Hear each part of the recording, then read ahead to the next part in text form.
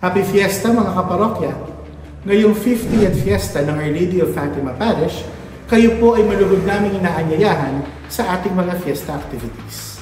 Bilang paghahanda sa ating pista, ang ating Novena Masses ay mula May 4, Sabado, hanggang May 12, Linggo, alas 6 ng gabi. Ipakita mo kung sino ka!